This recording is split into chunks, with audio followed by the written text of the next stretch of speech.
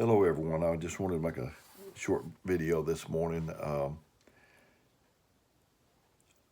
want to read the first Psalm. Um, I had preached that many times, and I heard other people preach it. And one day I was here at my house, and um, I started reading this, and the Lord got a hold of my mind, I think. So I'll let you be the judge. But you could I could quote this, I think, and you all could quote behind me. But David, he was uh, a man with a tender heart. He played on the harp. He wrote poetry. Uh, he had that side to him.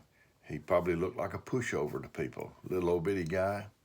And but God was his protector, and you didn't fool with David, because even though he did those things, he could kill a giant.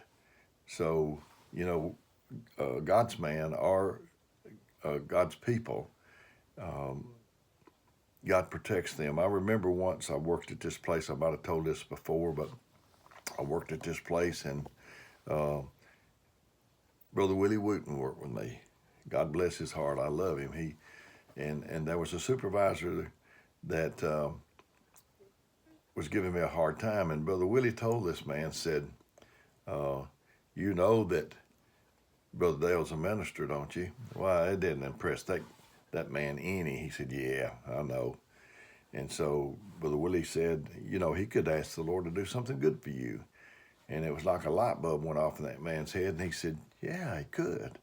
And Brother Willie, I don't know how he is to you, but to me, he's got that timing, because I've worked with him a pretty good while.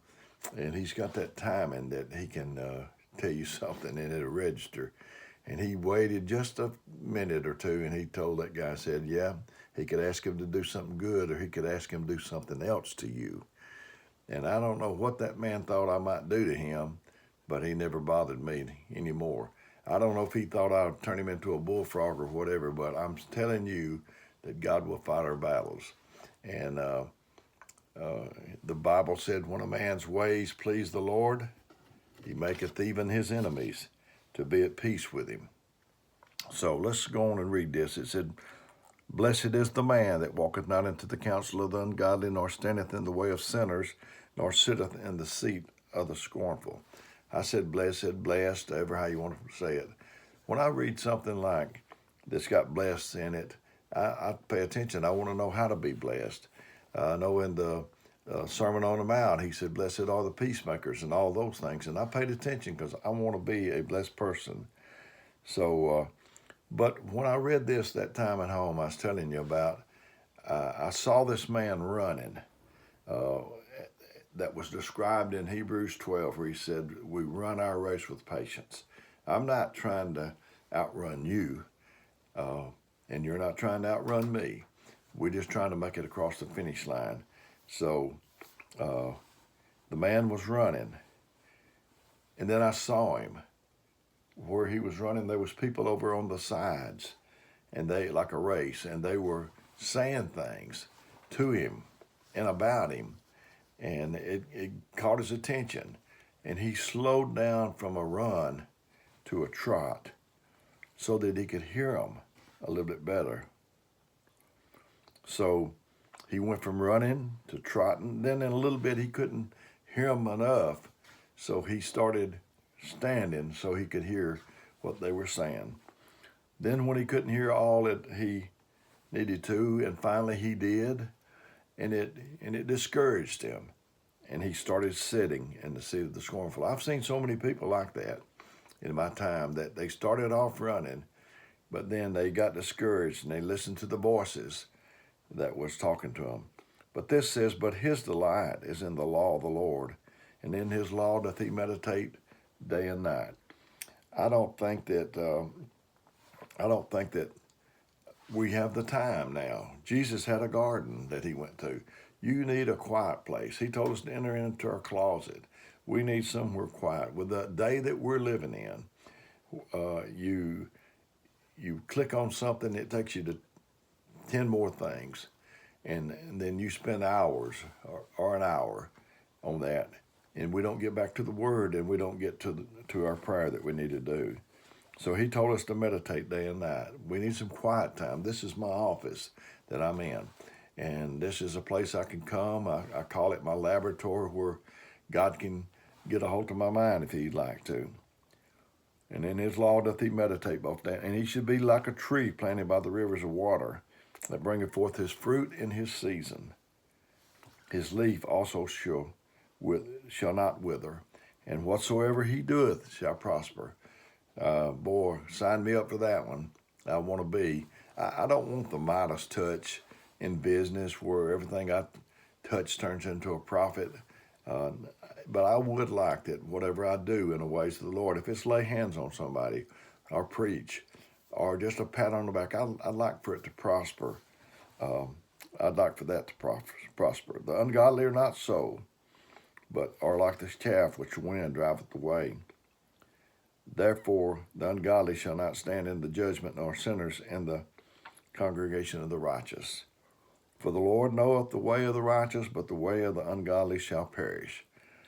I talked the video before this one on the man at the beautiful gate, and I don't know if I'd said this on that video, but the way to survive a pandemic is to get off the me channel and think about other people. That will help you get off there. And I was thinking about me. I made several videos during this pandemic, this coronavirus, and it probably, some people probably don't, they may not like it, but Paul wrote letters. That was the day and time he lived in.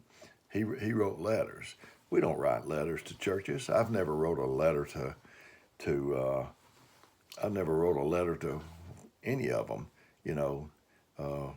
to Huntsville Holiness Church and care Brother Jack Kelly. No, I don't write letters. I can call him. And so it was a different mode. It was a different world than the way we stand today.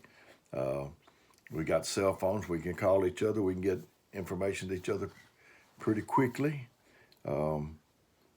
We got things that we're doing during the pandemic. Don't know if we're going to do them when the thing ends. Our church is on the Band app. We've had some Zoom meetings, video meetings, and after we get to go back to church, probably it won't be any need of it. But right now, it's working out real good, and I'm very thankful for it. Our church is very thankful for it.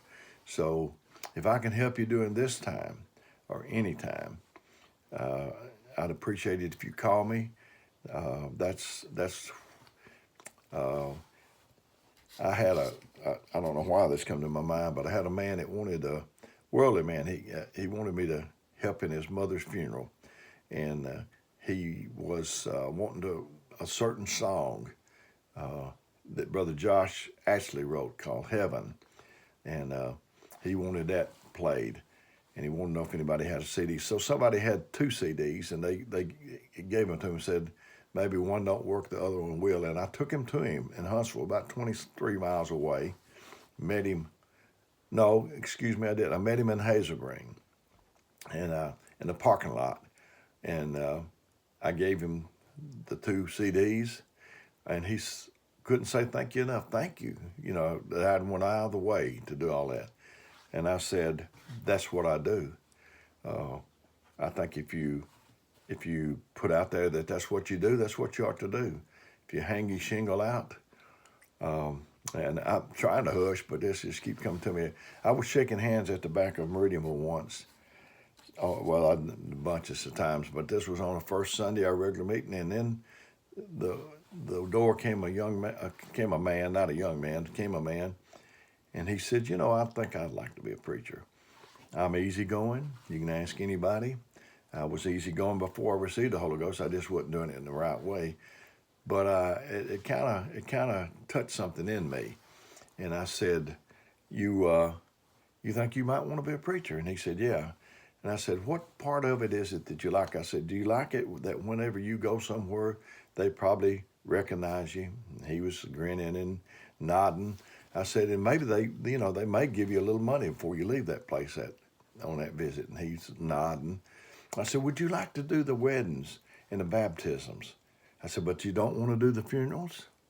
I said, how you like it when people's calling you at midnight? People going to divorce, people thinking about not coming back to church or whatever. And I said, how you like that? And he wasn't grinning anymore.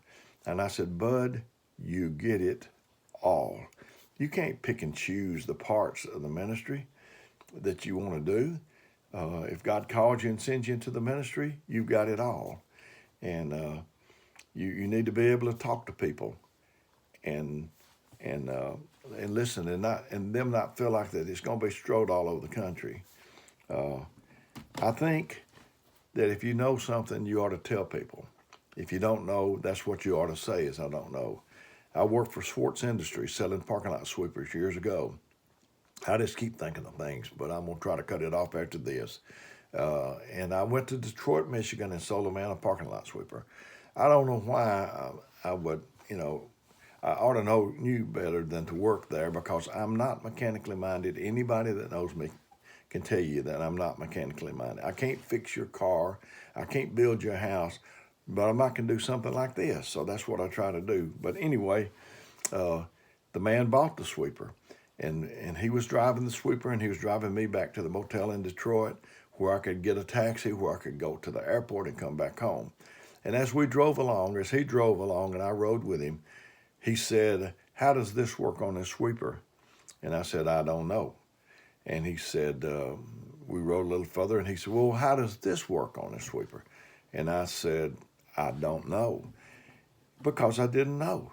And so we rode on a little further, and he said, how does the hydraulics? I remember that question. How does the hydraulics work on the sweeper? I said, I really don't know.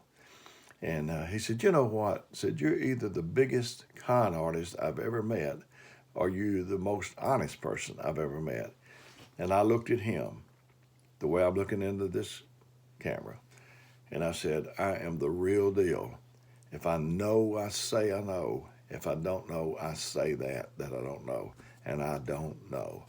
That's my suggestion to us, is if we know something, say we know. And if we don't know, don't try to fake it and act like you do, because it'll just bring disaster for the other person and for you too. So anyway, I'd been home about 30 days, and the phone rung, and they said it was for me, and they said it was this gentleman. And I got on the phone. I was dreading it because I thought, well, his sweeper's tore up, and he's going to need a loaner or something, or either his broom head is tore up, and he wants another broom. So I got on there, and he talked about 20 minutes about nothing, really. And in a little bit, he said, I was waiting on him to get to the punchline, and he said, Dale, would you pray for me? And I said, yeah. And I'm kind of wiping my brow like, whoa, that was close, man. That's easy. I'll be glad to do that. This is a worldly man. So we talked about another 10 minutes. And he said, Dale, would you do me another favor? And I said, yes, I'll do all I can. And he said, would you pray for my wife? If I had shot this man a line as we was riding along, he wouldn't ask me to pray for nobody. So when somebody, if you're an elder or a minister or whatever, my policy is if they come to me and they ask me something that I don't know, that's what I say. Just tell them that you don't know. Ran a little long again today. So, but anyway, I love you, and I hope that see you soon. And if I can help you, let me know.